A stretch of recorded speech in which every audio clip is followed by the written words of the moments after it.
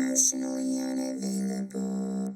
Welcome to Emotionally Unavailable, the podcast where we dive deep into the world of emotional availability and intimacy. I'm your host, Melissa Hepner, and I can't tell you how excited I am to have you join me on this journey of self-discovery and connection. Whether you're navigating the complexities of relationships or exploring your own emotional landscape, this podcast is here to inspire, empower, and entertain. So get cozy and let's explore the depths of human emotions together. Hello and happy Friday. I hope it's fabulous.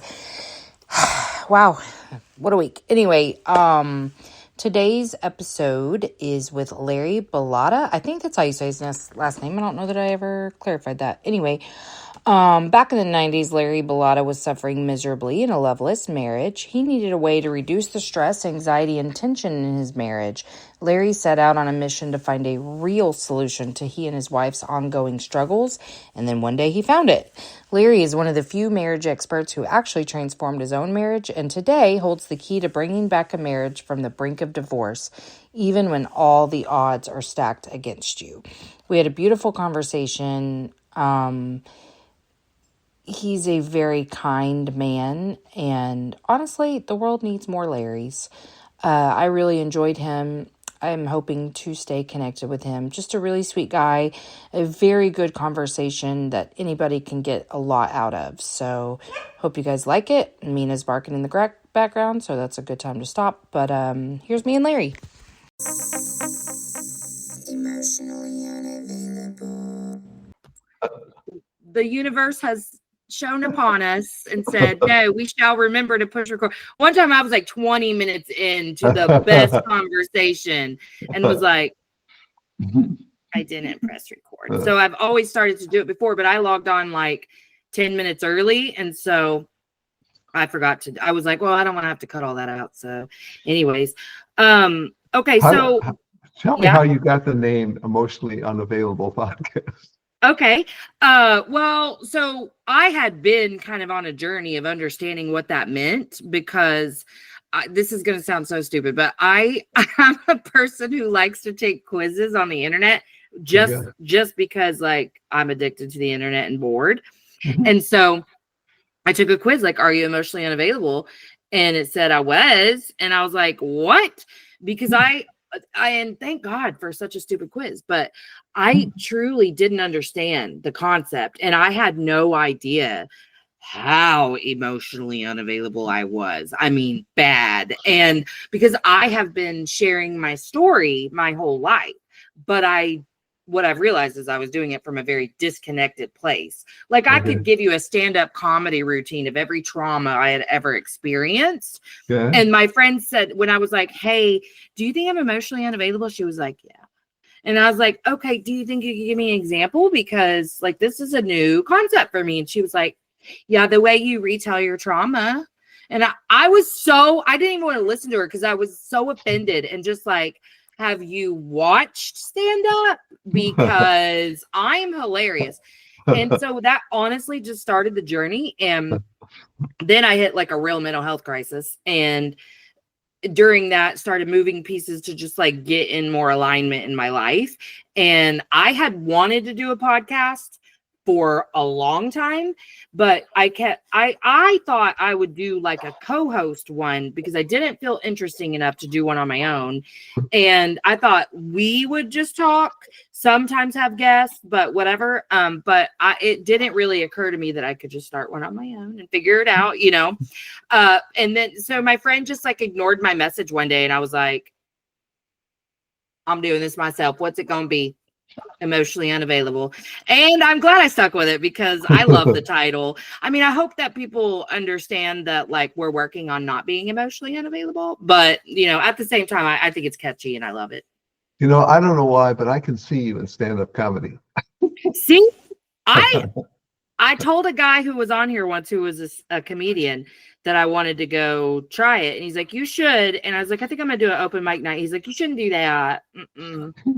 He's like, open mic nights are full of 5 other comedians and 2 audience members. And the 5 other comedians are not going to laugh because they're sitting there nervous about their turn or upset that you're doing better than they did. And so it's really not a good crowd. And I was like, Thank you for that advice, Aaron, because I probably would have. It was on my bucket list, but I do want to do one set one time before I die because I mean, I'm funny, you know?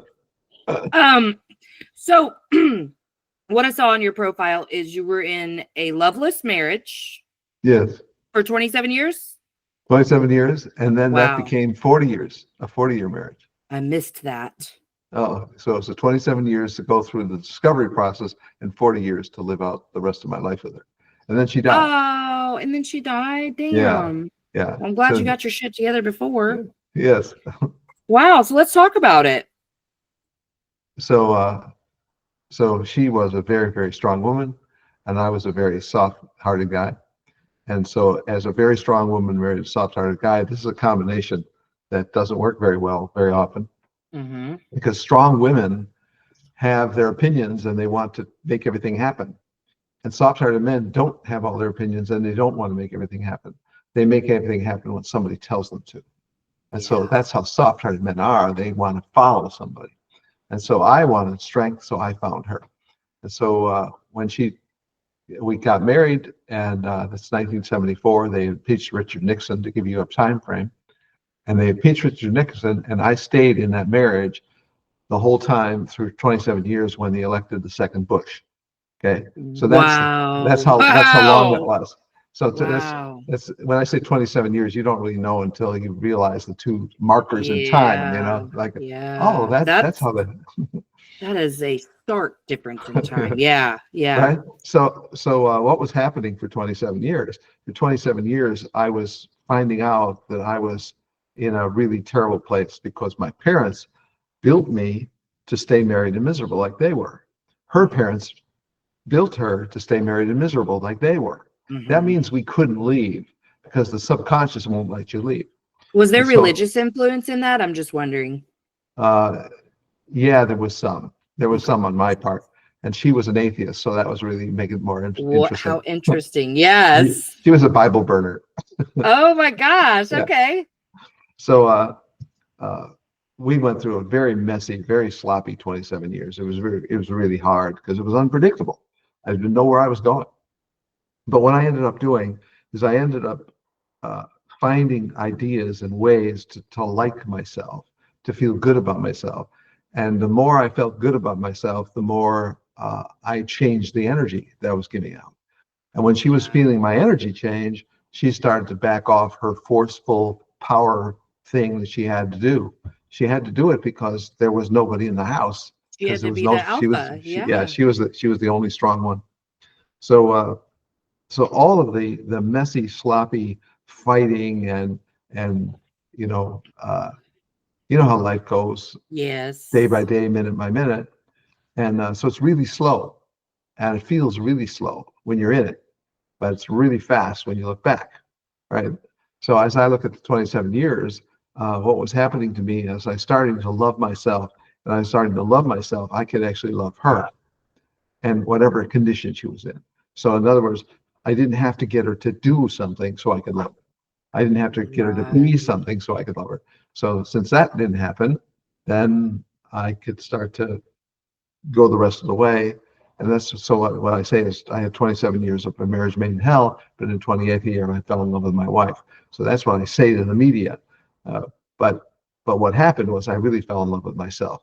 When you Yeah, fall in love with absolutely. yourself, you actually can love somebody, right? Mm-hmm. If you fell in love with yourself. So we also have a world that says he loves himself. And so Right. and they're talking about that in a critical way. I He loves know, himself. and I hate that. he really loves himself, right? So what they're saying is he's really insecure and fearful, and Mhm. because he's so insecure and fearful, he's bragging about himself. That's Mhm. really what they're saying. So they end up saying he loves himself. So the whole idea of he loves himself is a very negative thing because they made it a negative thing because Mhm. they thought loving yourself was being shallow, self-centered, and defensive and fearful, and they thought that that's what loving yourself was. No, Yeah. it's not. Well, the world didn't know that, right? And so every 20 years there's a new generation. And it's like every 20 years there's a new generation of people who don't know what life is about. So I keep reinforcing this idea is that childhood makes marriage. Childhood makes marriage. Hey, I- Larry, are you in a room with other people? One. Okay, I'm just hearing background noise. Oh, okay. All right. So hold on. All right, there we go. Okay. All right. Are we on now? Is this being recorded now? Uh-huh. Can we cut that out? Yeah, it's fine. It's not a big Okay. deal. Listen, we're a no Okay. frills show. Yeah, that's not a big deal. And I don't even care that it happened, but like I needed you to know because if Okay. it got louder or whatever Okay. later down the road, you know, that it Okay. was very light and not that big of a deal Okay. at all. So Okay. that, I'm not worried about it at all. I just All right. didn't want it to get louder. Okay. Well, the big thing is my cat said. My cat got on the podcast. That was never good. Okay. So now that that we find out the difference between loving yourself and loving yourself in the world's way is bad. Loving yourself in the way I love myself which changed the marriage, and that changed the marriage, which enabled me to stay in the marriage in a much happier way. Yeah. Because she felt less pressure. Because when I Oh, loved so myself, much. she felt Yeah. less pressure. Because was your experience that because you're singing to my heart right now, because this is who I was in my marriage, Okay. not soft at all, but I'm sure you're surprised by that. My whole thing was I didn't feel like anybody in my life loved me the way or as much as I loved them. Yeah. And I just constantly was seeking that feeling of being special or chosen. Like I would say to him all the time, you are a very kind man. And he's a very kind man, but you don't do for me anything different than you would do for anybody else because you're a people pleaser, but also you are very kind. Like he's genuinely kind, but he is also a people pleaser. So if anybody right now called him and asked him for something, not money, but like a favor or whatever, he would do it. He owns a pool business. He does free stuff all the time. It annoys me, but whatever. And that's fine. But like, I needed some sort of marker for like, but then what makes me different? Like, how do I know you love me? Because I was constantly just seeking from everyone around me to fill these holes from childhood. And I didn't realize that they couldn't because they didn't create them. And while I didn't either, it was only my job to heal them. And I had to start filling those holes with the love for myself. Like I even just said this yesterday recording. I sometimes worry whenever, because I'm just now really stepping into the like, hell yeah, I'm gifted, like this is my gift. And this is like the public speaking and the sharing my story and whatever. Like I'm just now getting to where I will say things like that out loud because I was like, I don't want people to be like, well, she's full of herself. And then I was like, well, what if we reframe that? Like, hell yes, I'm full of myself. I'm no longer full of those holes created in childhood, the weight of other people's or my expectations. Like I'm not running around worrying how I'm perceived or received. I'm just actively filling myself up with love. And when you learn that is the only love that exists, truly, is the love you cultivate for yourself. And then when that gets to a really big place, you can share it with others. But man, I was just running around hurting my own feelings all the time. So you married a people pleaser. Yes. Okay. Although I was sort of a people pleaser too, but I mean, in a different way than him, but well, not in a different way for a long time, but yeah. I mean, if you were going to like categorize us, it would be the same way as you and your wife, like soft, not soft. Okay. So now that we're talking about pleasing people, which is really a popular idea, what's really happening in people pleasing? People pleasing is a bargain. It's a trade-off. And the soft person never says it's a trade-off. I will give you kindness and attention, and you need to give me praise. And that's the exchange. I remember I used to draw people's houses for free because I wanted them to give me attention. Right? So God, I love that you can admit it. I love it. But that's what you do. You literally give something so you get something. You give something so you get, Absolutely. so you're You're living in the loving in the way you want to be loved. So, but you don't know that because you can't really look at yourself. So when somebody finally Right. does, because people don't come and tell you anything about yourself. They don't tell you No. things. The only thing they do is they complain about you when they're really irritated. But that's like a terrible form of therapy, right? So, Yeah. so people pleasing is part of being soft-hearted, and Mhm. and a soft-hearted person. And so I talk to a lot of people.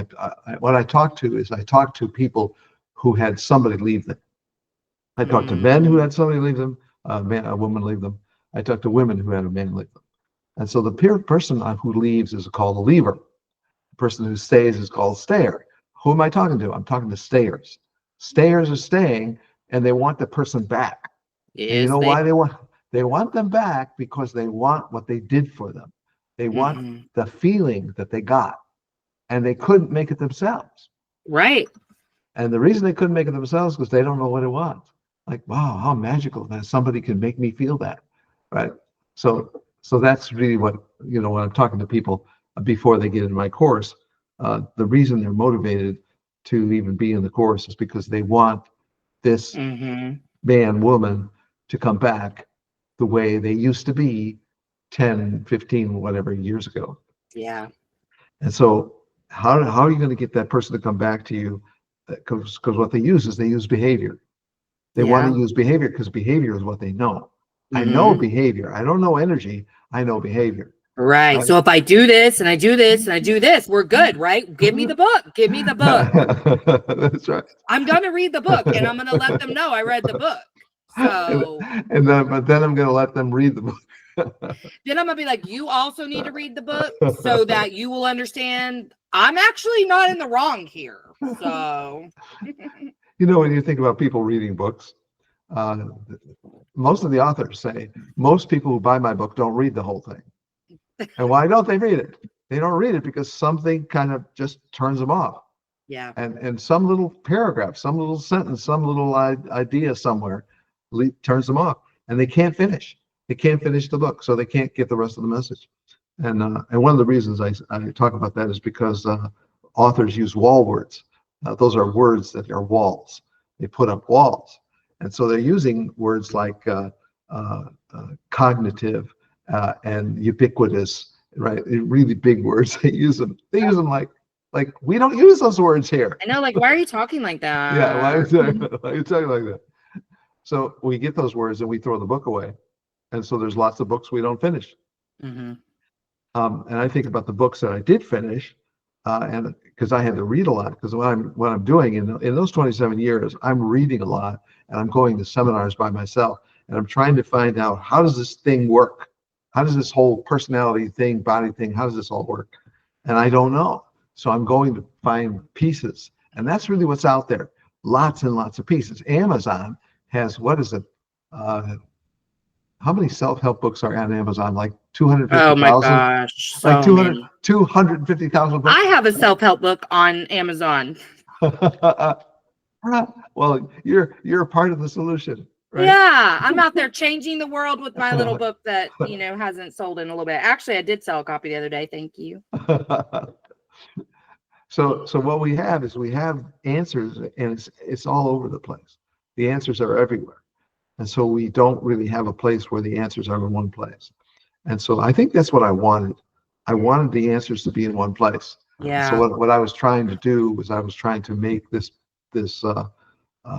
life of mine turn into a one place where I could say, this is where all the ideas are. This is where you go to get them.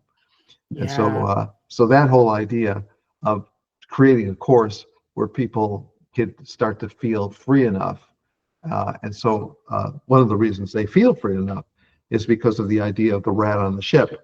And so the analogy that I tell is we have we become a cruise ship in the analogy. We're a cruise ship and we have a rat on our ship. And then we have another ship, which is the person we marry. And that person has a rat on their ship. So we have two ships and two rats. And the two ships don't know why they're separated because they have these rats. The rats are connecting with a phone and they're talking to each other exchanging a thing called against energy that's so severe it's pushing the ships apart. But the two ships don't know why they're separating because they don't know they have these rats. So your ship goes to a seminar and you find out you might have a rat. So you go through the trouble to find the rat and get it off the ship. And once you do that, you have two ships, but only one rat. Mhm. The one rat that's still there, and you can just picture this, the one rat that's still there is mad as ever, just pushing like crazy. But it doesn't matter because it takes two rats to push two ships.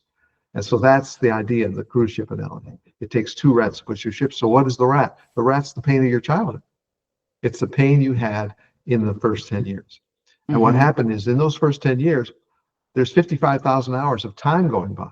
And in that 55,000 hours, your waking hours, all these ideas are coming into your subconscious and you're letting them all come in. Come on in. Yeah, everybody can come in. Openly. Yeah. Right. Everybody comes Little in. floodgates. And so when they come in, you let them sit there. And then the weird thing is that your body changes. You're no longer a child. Now you become an adult. And now you're an adult. Those ideas are still in there. They're Mhm. still in the subconscious. They're still sitting there waiting to express themselves, right? And so the more pain you have, this is why I talk about the chaos to purpose scale, because the chaos to purpose scale is it goes from purpose at 10 down to chaos at 0. And so 10, 9, 8, if you're raised at 10, 9, and 8, you're raised in a great place because that's where the mom and dad give you great guidance, commitment and loyalty and service and kindness and all these wonderful values, right? And as you go down to 10, 9, 8, that's where purpose is. Then 7, 6, 5 in the middle is where the twilight zone is. The twilight zone is where you raise yourself. And that happens sometimes. The parents don't raise you. They don't teach you. Right. They don't even talk to you sometimes. I mean, some stories I've heard, right? So they're raised in the twilight zone, and so they have to raise themselves. And so now they go, whoa, now what do I do? And I got to figure it out. So that's what the twilight zone kids are doing. Then at 5 to 0 is chaos. And chaos is made by abandonment plus abuse plus neglect. Those are the three energies that actually make chaos. So I'll get people who are abandoned and neglected. I'll find people who are abused or abandoned. I'll see people in all different combinations, right? And so I place them on the scale. And so I can say, you're a 2 married to a 0. Yeah. Or you're an 8 married to a 1. Yeah, it makes such a difference too. Yeah, so when you see where they are, and you say, oh, okay, so that's where you are on the scale. That's why I need to know how to talk to you. Because if I know nothing about a scale, if I don't know anything about where they're raised, like what are we talking about? We're talking about an adult living in a situational world where every situation is a big deal. And they have to talk about everything because it just happened and I'm not all upset, right? Oh my God, you're describing me to a T before my healing. But none of that matters because there's no solution in the situation. There's no solution in the situation. None at all. Yes. So what we have is we have a decision that we have to make. How do I change the environment of my mind? Because when I change the environment of my mind, I'm going to start to change how I feel about myself. And so what we have in a marriage, we have a reactor and a reactor, 2 reactors living in the same place. And so that's how I find people, 2 reactors married to each other. Now they don't know they're reactors. They think they're just a normal person, right? Who's being hurt by this person they married. That's not the story at all. The story is you are a reactor married to a reactor. When that reactor reacts, you react to that reaction. And then you react to that reaction, that person reacts to your reaction. And so now they're bouncing back and forth and they're trying to find intimacy. But let's say that she's a 3 married to a 1 on the scale. Well, there isn't going to be any intimacy. There isn't going to be any trust. There isn't going to be any kindness. There isn't going to be any loyalty. There's not going to be any commitment. Why? Because they didn't learn about any of that. They never learned about it. They never heard of it. And because they never heard of it, it's not going to start soon. Right? They can't. Yeah. And so what happens is that person who saw the parents divorce, they've got instructions. The instructions are, if you have trouble ever, you quit. That's the instruction. If you have trouble, you quit. Well, what's everybody supposed to do? And so they talk about a 50% divorce rate and nobody's confirmed on the divorce rate. Nobody knows. Right. It could be 80%. Divorces. We know that. It could be 80%. Doesn't matter. So what people are doing is they're in this world of being married to a chaos kid, possibly a chaos kid, but there's people who are purpose kids who marry chaos kids. And purpose kids marry chaos kids. They don't know what to do because they didn't have any training. There's no training in their world to tell them, how do you handle a chaos kid? What are you supposed to do? Right. There's lots of things you got to do. I call it the care and feeding of a chaos kid. So true. The Wish care my and husband feeding- knew about it. But the care and feeding of a chaos kid is there's a whole bunch of things you need to do and a whole bunch of things you need to not do. And you need to learn both systems. What do you not do when you care and feed a chaos kid? And what do you do when you care and feed a chaos kid? And so the analogy I use is exotic animals are like chaos kids. Exotic animals, spiders, iguanas, right? They need perfect temperature. They need perfect water. They need perfect environment. They need perfect light, right? They need perfect everything. They're and that's very how temperamental. you have to raise them that way. Yeah. Because if you don't raise them, they get sick and die, right? Yeah. So that's the way to think about a chaos kid. If you're married to a chaos kid, and these people who marry them, they love their chaos kids. They don't want to throw them away. The world tells them, throw away your chaos kid, get another one, right?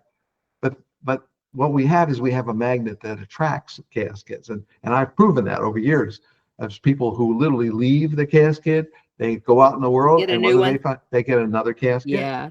Right? And so, like, as much as they don't want to, they have to, right? Because there's something they still have to learn, and only a chaos kid can teach you. Absolutely. Chaos kids can teach you everything you need to know. Yeah, because And I so- told my husband, like, oh, you have a type, honey. You have a type. You pick the crazy ones because you think that if you meet all of their needs, they're not going to leave you. You know, like if you do your best to take care of them and jump at every whim and be sweet, then you won't be left, because, you know, his core fear is being left. Because being abandoned is one of the big things that happen. Yep. Abandonment is just a terrible thing for a kid. And so once you have abandonment stored in your subconscious mind, that's a great fear. And you know, they could abandon you, and they could potentially abandon you. And Right. now That you just fear the fear of Yeah. the possibility, which I can understand. Like, I would say, obviously, mine is less abandonment and more rejection, because abandonment feels normal for me. Like, it's almost expected. So I don't sit around being afraid of it. I guess I used to, maybe in my 20s, that was like a thing. I don't really worry about it anymore. I mean, and I'm trying to think even in past tense, because I'm not even the same person I was a year ago. But I really think, because I'm still pretty rejection sensitive. Like, I can get pretty tender over anything and be like, that feels like rejection. And I mean, I know what it is now. So I'm like, oh, okay, that's just what came up. That's not their intent. That's not real. It's just what it felt like. And I can acknowledge that and move on.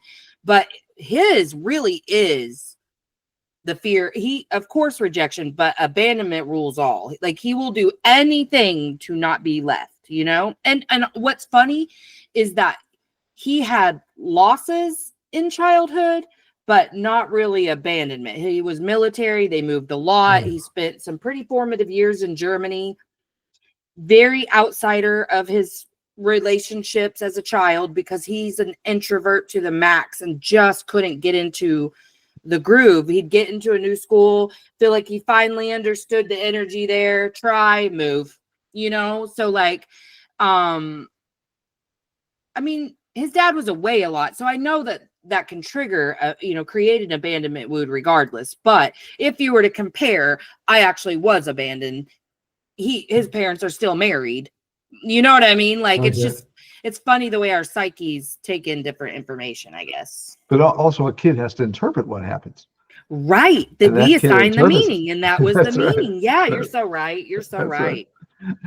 So the story that you're telling, I think about all the people I've talked to, and a lot of military people. A lot of military people. Lots, huh? And when you hear about the, like, transferred and moved across the world and over and over again, you don't know how to talk about yourself. How do you talk about yourself? Right. How do you talk about, I'm not the person I used to? That doesn't tell us anything. You have a Right. hard time talking about yourself because you really don't know how to explain what actually changed in being. Because as I like, well, this part moved from here to there. You don't have that. You don't have any way, Right. you have no way to There's no explain. like visual rearrangement. No, there's no way to describe it. But when you told that story, I thought, wow, I've heard this story a lot. Yeah, I bet you have. The military kid whose father became like serious military and wanted to do the job and disappears for long stretches and gets stationed and right. Like Right. I thought, well, if we move the family overseas, then we'll be together. And it's never the way it It's is. no, right. and I forgot what I was gonna say. I think I was talking about my father-in-law. Oh, I was gonna tell you, my husband is also the oldest of 5 children. Oh, So he kind of bore the brunt. And I think about even like understanding how things that at the moment seem small impact your entire family system. His mom, like his dad wasn't there. Granted, in the 70s, I don't know that dads were really allowed in the delivery room anyway, but his dad wasn't there when he was born. He was on post, but dad was in his thing. They were in the little hospital on post. And I think she just was able to go and like show him the baby for a minute. And that was it. And I do believe that impacts an entire family system. yeah. Key moments, that's called. Yeah. The key moments. And only like the child knows the key moments. And then babies, you're talking about your husband being a baby. You think, can babies remember anything?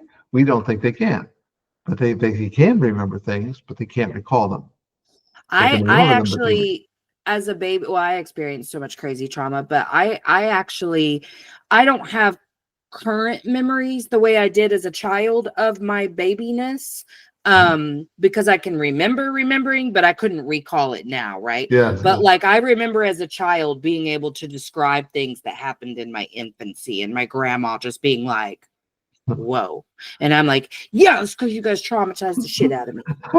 So what happened to your father? What did he do? Did he traumatize you?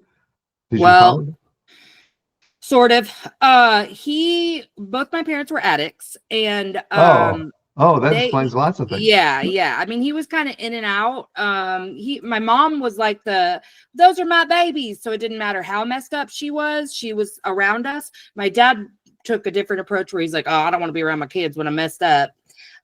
So we didn't see him that much until I was a teenager, and then he died of an overdose when I was 15. Wow. Yeah. And then my mom died when I was 22. Wow. Yeah.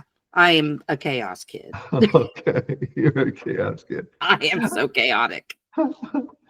So you have abandonment, abuse, and neglect. And betrayal and rejection. Yeah. So there's all kinds of words that I can add to abandonment, abuse, and neglect, but I don't. I try to stay with those three words because that kind of sums up the package of what can happen to people. Mm-hmm. But when you say, I'm a child of 2 addicts who fell in love, like, yeah, wow, what good can come of that, right? I don't even know if it was love. I mean, I don't think he loved her at all. I think she didn't know what love was because she was very, very, very physically abused by her dad. She ran away at 14 and met my dad at a trap house. So, oh, wow. And probably became pregnant very quickly. So I don't know if there was ever love, and I know there was a lot of crazy and a lot of abuse. Wow. No wonder you have a podcast. Yeah, exactly. Exactly. So, in terms of the marriage I came through, it was the best learning experience ever because people say, are you a psychologist? I say, that would mean I went to college. I wouldn't go to college. I went to Marcia. That's not for me. I went to the school of Marcia, the roughest, toughest, hardest woman in the world. That's the woman that made me become what I became. Because without her, I couldn't learn anything.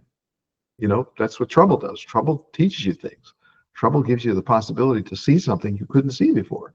right? Mhm. Because you can't learn when you're happy.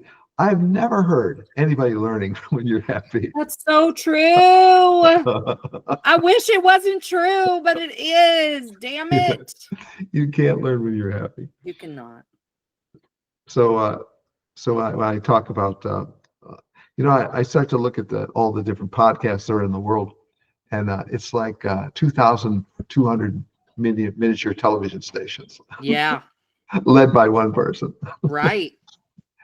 And as I look at the people, they've all come through some form of hardship, and they've become something in that they're doing a podcast because they want to start to say, okay, I had trouble, you had trouble, come on my show, Mm-hmm. right? Well, that's 2,500 people saying, I had trouble, you had trouble, come on my show, right? Yeah. And so, like, there's more podcasts than anybody can consume. There's just too many of them, right? Yeah. And I love it that there's so many podcasts. Me too. Like, they had to find a software to find a way to get podcasts together. I know. I love it. So what happened after my wife died in 2019, I went through 4 years of living alone. And 4 years of living alone was like an adjustment period of like, Yeah. well, like, what am I supposed to do now? Right? Absolutely. Because I'm the soft-hearted guy with the strong woman. And so that became like an identity, that I was living in an identity, soft-hearted man with a strong woman. And so just by chance, I go on a hike and I meet a woman and I fall in love with her, right? Now, this Wow. woman is not a chaos kid. This woman has got a mother who is very, very strong, raised 5 kids by herself after her husband left her, right? Wow. And so this strong woman like becomes a mother and a father to the kids. And she's teaching and she's talking and she's paying attention to the kids and she's educating them. And so this is the home she grows up in. She's the youngest one. And Oh, so, interesting. but the fact that she's got a father who leaves her makes her quirky. So what does she become? She becomes quirky. Why are you quirky when you have something like that? You got a very stable mother, a very solid mother. But the father leaves, and when the father leaves, that puts an abandonment in your subconscious that now you have to live with all the time. And that Mhm. makes you quirky. That makes you insecure at weird times. Like normally Very. you're strong, you're really together, right? But you Mhm. get these quirky moments, right? And so I start to think about that. Ah, quirky. Yeah, that's what that is. That's quirky. Yeah. Yeah. All right. So she's not a chaos kid, because when your father abandons you, that's not enough so what happens is somebody puts you on the scale where you are, but then you have influences that start to raise you up the scale, like a grandmother that's really together, an uncle that's really together, a scoutmaster that's really together, somebody who's really together who actually puts time in your life. They can raise you up the scale.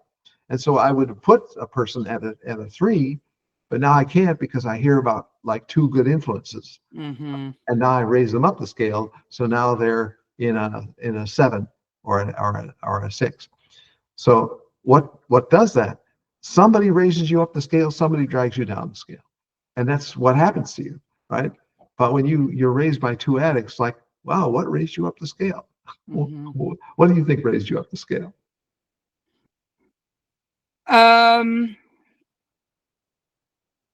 I think, I was primarily after 8, we stayed with my grandma. And while she had her own issues, she was very stable. And then I was really fortunate. We were in kinship foster care with her, and I had a couple of social workers who really invested in me, and then another person who was more like a mentor to me from Oh, like 13. We're still in contact like all the oh yeah. time.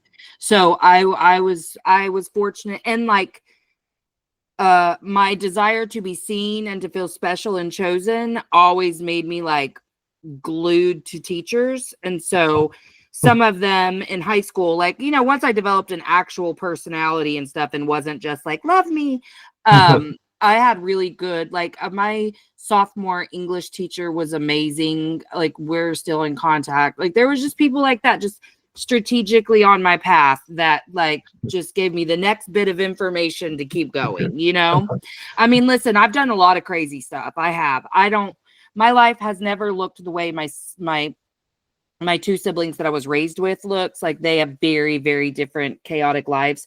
I was chaos inside, and I created chaos in my home just because of my reactivity to everybody. I was just in survival mode all the time. So I was really reactive to everything and everyone at all times. But other than that, I mean, I've been a pretty stable force for my kids, but like they had substance issues. They like, I have a schizophrenic homeless brother who like literally lives on the streets, you know, like, Wow. so their lives look very different than mine if you were to compare chaos. But I've been like really lucky to I mean, I won't say lucky. They were put in my path, I think, but just really fortunate to have really strong women, especially to just they just sprinkled little, you know, bouts of wisdom here and there at a lunch. And I just took it in, you know, and was like, oh, I like that. And so I don't know. I just kind of kept going. So Melissa, you had people raising you up, not just one, lots of them, raising you up the scale. But if you didn't have those people, where would you be if your parents had their way with you? Where would you be on the scale of 5, 4, 3, 2, 1, 0? That's chaos. Where would you be if you didn't have those people changing your direction, changing your course?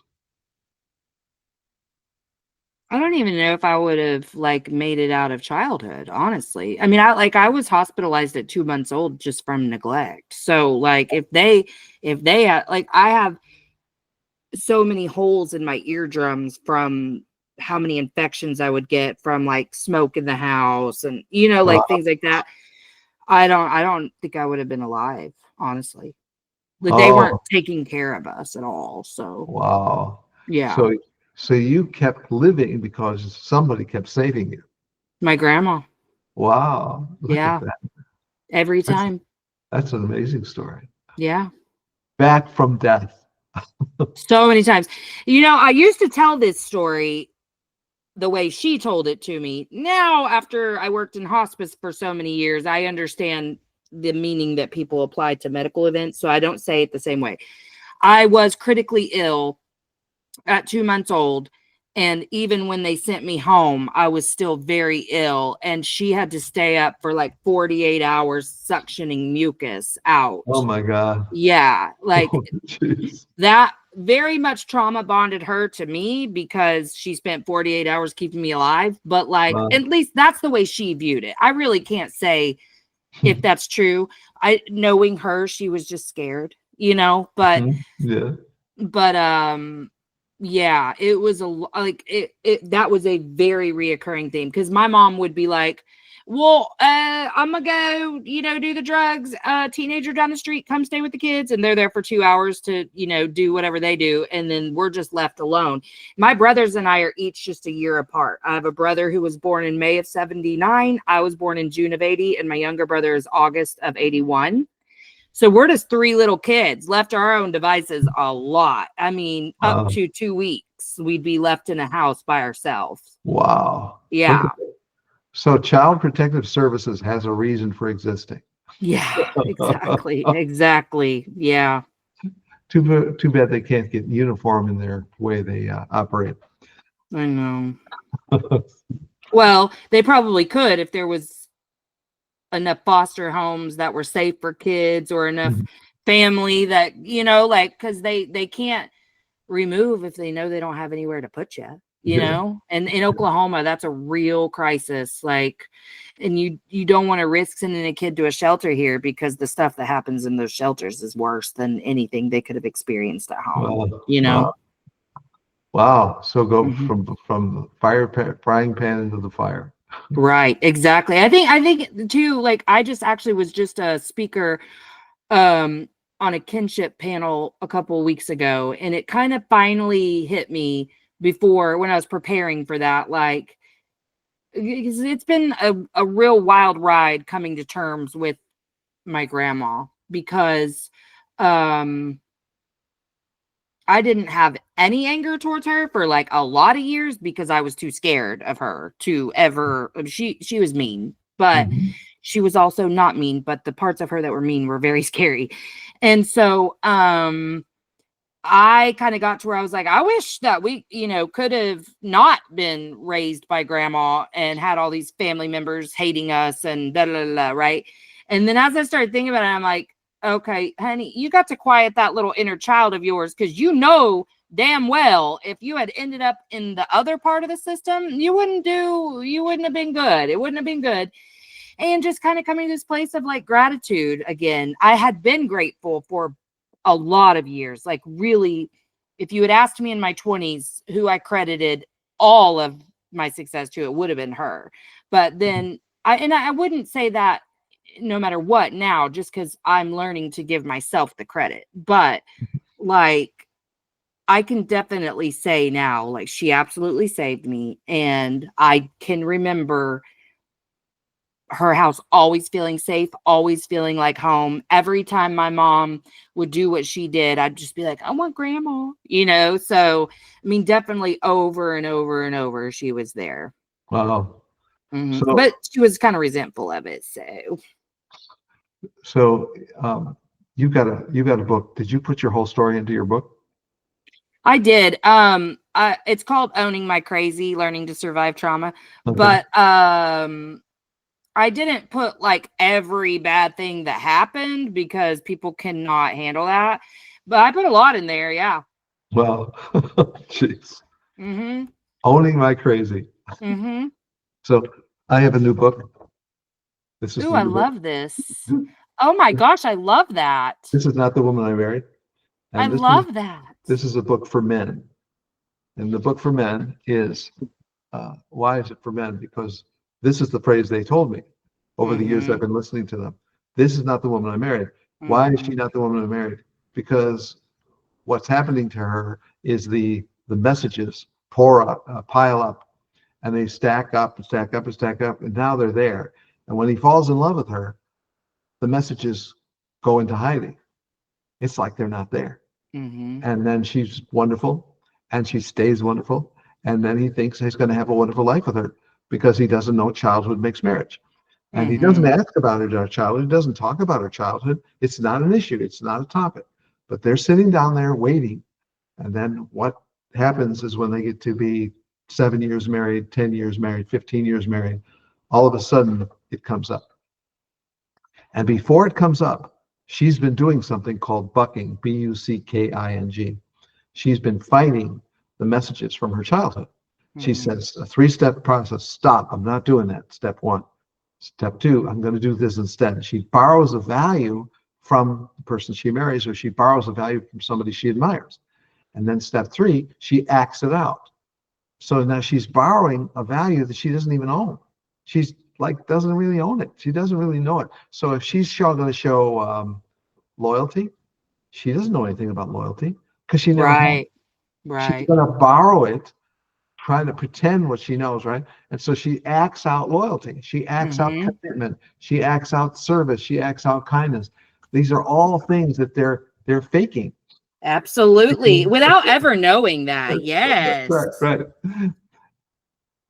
So when the buckers hit the spot where they can't do it anymore, they snap. And when they snap, this personality that they had with all this apparently great values. And I'm talking about doctors, psychologists, lawyers, athletes, all kinds of people going through this bucking process. And the person they're married to doesn't know they're bucking. They don't know they're going through the 3-step process 4, 5, 6, 10 times a day. They don't know it. Can't see it. So they just think, and by the way, some women are just enthralled with the wonderfulness of their husband. And they, this is the way he makes me feel so good, right? Well, he's bucking to do it. He's bucking to do it. He's bucking so that you don't have to see this dark side.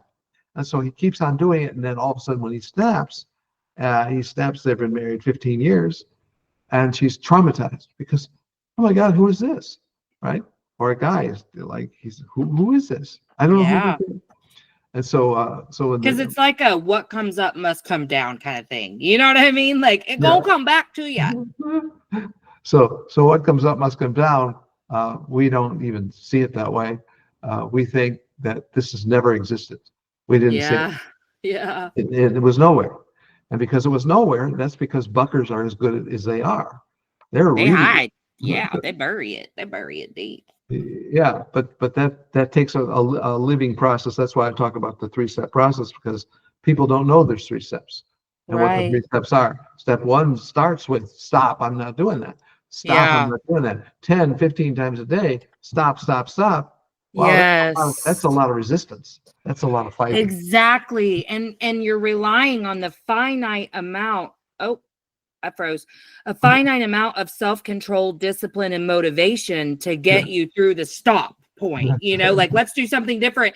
What? Because I over here am still really pissed over nothing, even though I can identify I'm pissed over nothing and I don't want to behave like this. What do I do now? Like, because you're right. I had no idea, like none. And I had the educational background that I do all that time. And yet I was like, what do we do? What do we do? I don't want to be like this yet. What do I do? I don't know what to do. So that's buckers, and buckers are a part of this story.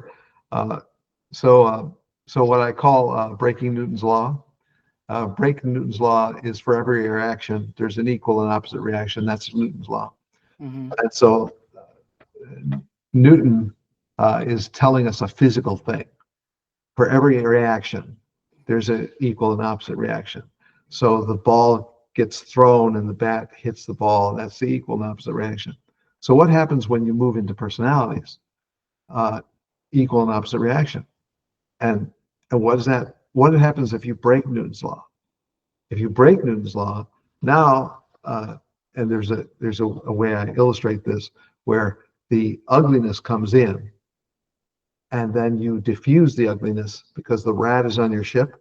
When you get the rat off your ship, you diffuse the ugliness. So there's no rat anymore.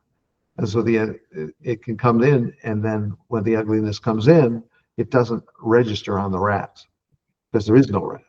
Because what happens is when the ugliness comes in, the rat takes it and makes it bigger in yourself. Now bigger in here, and now what do I got to do? I got to suppress the rat. I got to throw the rat over there. I got to throw the rat over here. I got to punch a wall. I got to hit my son. I got to do something, right? Because breaking Newton's law is letting the energy get through and pass out the other side. And when it passes out the other side, and that's not an easy process, you got to learn that. But when you learn it, you start to realize that, oh, this is all energy. This ugliness is all energy. This meanness is all energy.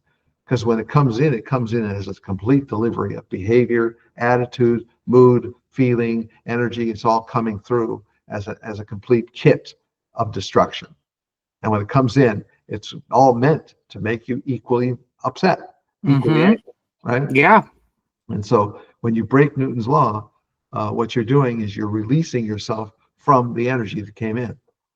And when it comes in and it goes out the other side, and if you can see it go out the other side, now you have relief. And that's really what you want to do to break Newton's law. You want to create relief in yourself because it's not going to stay. It's when the energy comes in and stays, you're in trouble.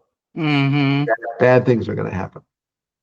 And we all know those bad things, especially people who are raised with fathers that have tempers. Because when fathers have tempers, that's what's registered in the subconscious now.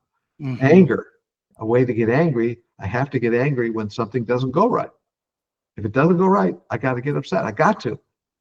I don't have a choice, right? I have to. And so when you find out there's a person that had anger in their childhood, just to pick one of 1,000 things, when you got anger in your childhood, you're going to be an angry person in your adult life. Yeah. Because childhood makes marriage. Yep. And so, I kind of, I wish I could give a course at a high school level that says childhood makes marriage. And if you don't join childhood makes marriage together, it's like you can't handle it. You can't accept it. I thought childhood was gone. I thought childhood doesn't matter. I thought childhood was nothing. I thought childhood was in the past. The past is past. It doesn't matter. And all those things that we have those beliefs. We have beliefs that the past is gone. And Mm-hmm. it's not going to affect us anymore because it's not here. But it is here. And it's here because the subconscious mind is here. And the other interesting thing is we've never drawn a picture of a mind. Isn't that ironic? Mm-hmm. We've never had anybody draw the picture of a mind. What does a mind look like? Nobody knows, right? So what we draw is we draw brains to take the place of a mind. And so that's what we have. We have a world where you have brains, but we don't know what a mind is. We know what a brain is.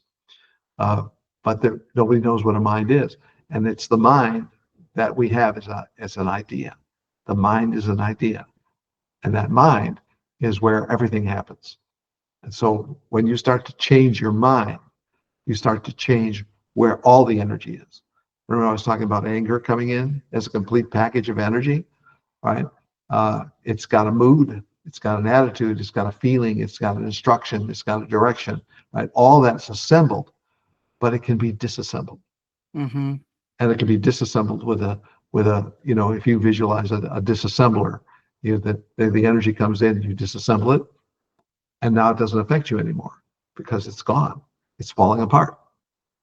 But that's the way you think about energy. You think about energy as ideas, because that's all it is. Energy is ideas. It's not anything else. It's not a thing. Like a thing is a hand that punches you in the nose. That's a thing, right? Right. Right. A thing is a car that hits you, right? Those are physical things we know. But energy, we don't know energy. Mm-hmm. So what I talk to people about is I talk to them about we got this world of behavior, which we know, and we got this world of energy, which we don't know. We got to leave the behavior life and move into energy because you need somebody to teach you how to change your energy. You have to change your energy, which ultimately changes your behavior. But you're not going to change your behavior unless you change your energy. Yeah. So energy is the whole deal, the whole thing we're doing, because that's what's in the mind. Yep. The mind manages all of it. Absolutely creates it. Yep. Yeah. And so energy is not created or destroyed. It's like, oh, so it's not created, it's not destroyed. So it's always here in all forms. Yeah. Like money is energy. Well, we think it's not money. We think money is not energy. We think money is paper. We think money is metal. Well, that's what we think money is, right? And then we heard that money is ones and zeros on a computer, right? Which is why we have banking on our phones, right? Right. Because we think money is on our computer. But everything is energy. Like, it wasn't until quantum physics started to become applied that we could get an email in an instant. We can get a text in an instant across the ocean. Mm-hmm. Right? We don't know how that happens. How do you get a text? Like, how could you possibly get a text in a second? Mm-hmm. Like somebody in Europe writes a text and you have it right now in America? Like, what is that? That's energy. Mm-hmm. And what the people who created this did is they figured out how to make energy exist and then show up in the world as a physical thing. So I'm always using analogies all the time to teach this. I like it. Well, I mean, it helps us learn, because you can visualize this thing when you put it in an analogy and you can see the parts and you can move it around, That's exactly what we have to do. Yeah. Other than that, we can't do it. So what I've learned in the 40 years with Marsha was how to be married. But when I think I come out on the other end, I've still got the residue of my parents in me. Mm-hmm. And the residue of my parents in me can cause me to do things I don't want to do. Yeah. In situations where it's like really inconvenient. Right? Mm-hmm. Like, so my wife is sitting in the car with me or driving down the road. Everybody knows this scene, right? And so all of a sudden I get a mood. I get a mood from my father. And I get the mood from my father, and all of a sudden I don't feel so good anymore. I don't feel so happy. I don't feel so upbeat anymore. My mother was an alcoholic. My father was a gambler. That's my story. Right. So you think, how could they be dead and you still have their moods? How does that happen? Well, it's not a complicated thing when you think about it as a metaphor. What they did is they gave you instructions and they put them inside in the subconscious mind, and they sit there as how-to books. This is how you do this. How do you create a problem? How do you create a struggle? How do you create a bad attitude? How do you do those things? Well, there's all the instructions are there. Now they're gone, but the instructions are still alive. I was like, wow. So I had a thing where my father and mother were entertainers. And as entertainers, what did they do? They went out and entertained the crowd. And when they entertained the crowd, they abandoned me. Right. So what happens when I go visit somebody, some go to their house. I go to their house and I go with my wife. And so she's downstairs and I go upstairs. And when I go upstairs, it turns on just like that. What turns on? Entertainment. Yeah. The show must go on, right? And when that happens, nobody exists anymore. Yeah. So my wife says, like, where were you? Where'd you go? Yeah. Oh, sorry, honey. I was in La La Land. Did I tell you I was going? Yeah. Oops. But that's the stuff that happens with families and people. Absolutely. Right? And you think of all the things that can happen to you with the storage of those messages. And so the only thing you can do is really can get into your mind and start to change your mind. When you start to go into your mind, because that's what imagination is for. Imagination is to put yourself to see things in your mind. It's the picture place of the mind. And when you change what you're doing in picture place, it changes what you feel like in life. Absolutely. So the job of using imagination is a really important job. But what we have is we have the inability to keep on going with our imagination. Because the reason we keep getting distracted is that it's the same reason why people try to meditate and they can't keep it up. Because all these thoughts start coming in, right, and the meditation goes away. Right? Yeah. So we've all tried to meditate.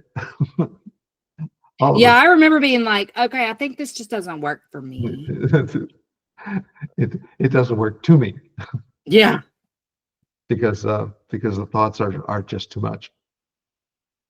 So that's the idea of where I ended up, because people ask me the question like, so how do you stay happily married? Well, it's a lot of work. It is. It's a lot of work. And it's a lot of work because why? Because you have to keep on thinking in your mind where you are. And you have to think and ask yourself questions about, now that this happened, what do I do now? Right. Or why did I feel that way? What, instead of just like, good, sometimes I just want to lean into the fire of a fight, and just be like, oh, I hate that guy. And then I'm always like, well, before I, spend the next 12 hours of my life pissed, let me just, and I'll be like, why was that so upsetting? I have to go through this whole thing. And then I'm like, I'm the problem again. Great. I'm the problem. So that's the stuff that we're going through. So I wasn't raised in chaos because my parents were too mild-mannered for that to happen. But they did raise me by throwing me in the twilight zone. And because in the twilight zone, they don't really raise you. So my mother didn't teach me anything. My father went to college and never said a word about college. He never said anything to me. Like, you graduated from college and didn't tell me about college? Your parents sound a lot like my husband's parents, honestly. Yeah. I mean, they didn't have they're Mormons, so they didn't have substance stuff or any sort of gambling or anything, but very tuned out, you know? Yeah. But that's why I call them entertainers, because they were singers and piano players. That gets people's attention. Yeah. But by the way, I was raised in the 50s. Yeah, yeah, and what a generation. Yeah. Well, that's the age of Elvis Presley, Yeah, right? That's black yeah, and white television, right? yeah. That's What year were you born? in the 40s. Okay. My grandma was born in 1940. And the stories that she would tell, she was not an entertainer. She was very reclusive, kind of. I don't know if she was like, she kind of, I think, was always a loner. My grandpa was abusive to her, so she just didn't let a lot of people in. But my grandpa was an entertainer. And so, like, that dynamic was interesting. My parents were just wild. Like they weren't anything like that. But my grandma had a lot of reverence for the 50s. But like I would take the 90s over the 50s. I think I would. I like the 90s. It was a pretty good time because I was born in 80. You know what's funny? My grandma's birthday is June 14th, 1940, and I'm June 16th, 1980. So we were exactly 40 years apart, and we could not have been more alike or more different. I love it. Larry, I have loved talking to you. Is there anything that you want to say before we go? Well, that's a really big anything, Melissa. That's a I very know. big I mean, like, you want to say again about your book? I'm going to include, just so you know, I do a separate intro as I'm putting the episode together when it's releasing. So I will read basically off of your Podmatch profile, whatever you've got there. That's why I just joined Podmatch like a month ago, and I have really loved because I don't have to ask you for anything. I can just go and get your bio and get your picture and make my little thing, and it makes me so happy. But I will include links in my show notes and everything. So if there is anything, first of all, not on your profile that you're going to want me to include, you just send it over. I don't care. I'll put anything in the show notes for you. And if you are on Instagram, I didn't look at your profile long enough to know. I would love to follow you, and I will also make you a collaborator on the post whenever I post it. So I try to like keep my people really well. First of all, Larry, I'm trying to build a community of people. So I try to stay connected to people, but also like, the communication will come in a little late. I probably won't let you. I mean, if you pay attention to the Podmatch stuff, I try to keep that pretty accurate about when it's going to release and what the link is and stuff like that. So if you want to check in there, I think I'm about a month out. I don't really know, but in terms of like from recording to posting, but one quick question. You're probably not into astrology, so I'm not going to bother explaining this, but I have a theory that you are an air sign and that Marsha was a fire sign. So will you tell me your birthday and what her birthday was? So I'm Libra and she's Taurus. I knew it. She's what? She was what? Taurus. Worse. That is the worst combination you could have ever had. A Taurus and a Libra? I knew you were a Libra. I wish I had just said, are you a Libra? You said air sign. I knew you were a Libra. Well, because you remind me so much of my husband, and he's an Aquarius. But listen, I'm a Gemini, so I feel the presence of a Libra. And Libras have been very like influential in my life in terms of like the biggest lessons I've learned. I was married to a Libra.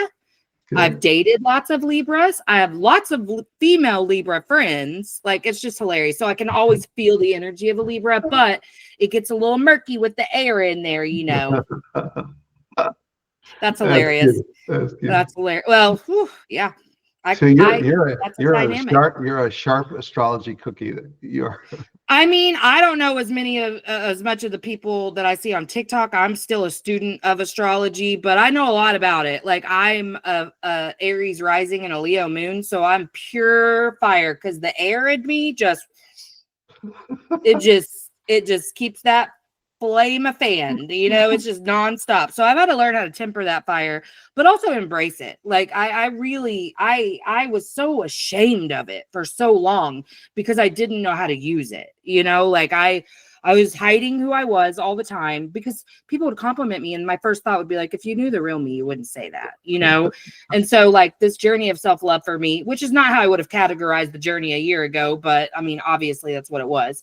I'm really just embracing all of it, every ounce of me, and just knowing that like every part of me is just as important as the other, and it all together alchemized as my magic, you know?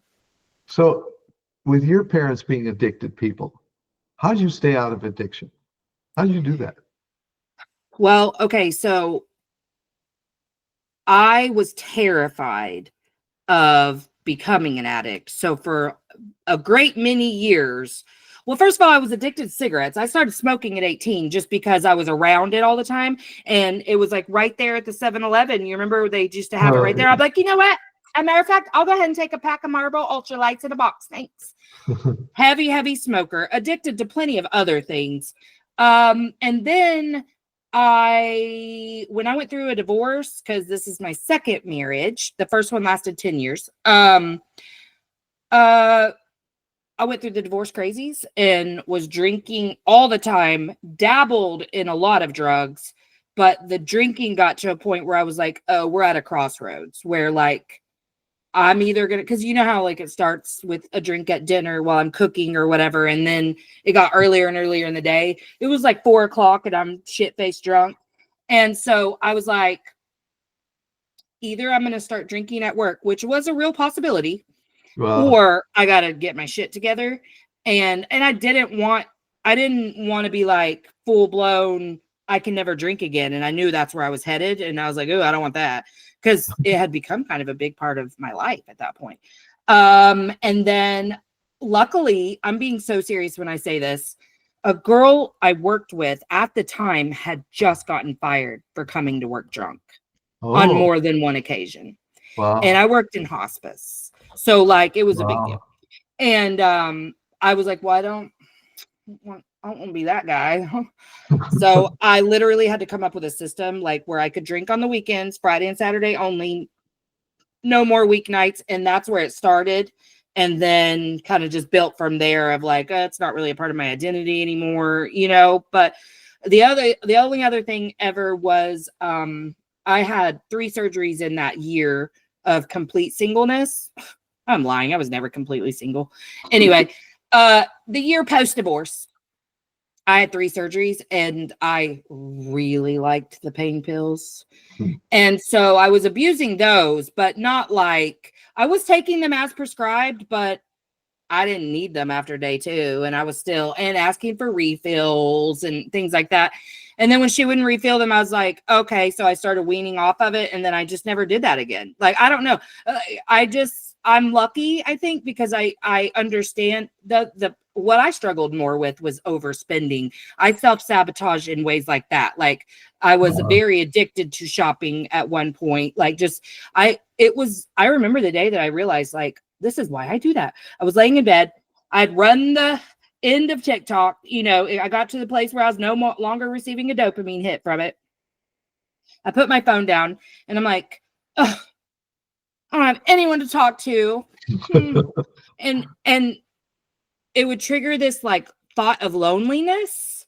And then I'd be like, yeah, and you're lonely because nobody likes you. Like nobody wants to hang out with you. And so then I would go self-sabotage by like shopping online and spending so much money. It was ridiculous. I mean, I did that so many times, never to the point of like the way gamblers lose their house. Like I never was like, I just spent any excess that I had. I didn't spend stuff I wasn't supposed to spend, but I mean, I was like spending anything I had. So a lot of it was for the kids, but they didn't ask for it nor need it. And I was like, oh my God, they would love that. So I really more tried to get my dopamine from that kind of stuff, or, you know, whatever else bad habits you can come up with. This is the best portrait I've ever seen of a woman who says, let me tell you how I got over my addictions. Really, Yeah. a good story. Thank you. Well, it was so nice to meet you. This was great. And I really like your shirt, by the way. Oh my gosh, it's 11:11 on the clock. Okay. Well, I'm serious. I'd love to stay connected. If there's ever any way to collaborate, I'd love to do that too. Okay, Melissa. All right. Have a great day. All right. Bye-bye. Bye-bye. Hey, make sure you've given the show a 5-star rating on whatever platform you're listening to if you haven't already. And check out my website, empoweredwithmelissahepner.org, or my link tree on Instagram at melissa.hepner to check out my latest offers or workshops.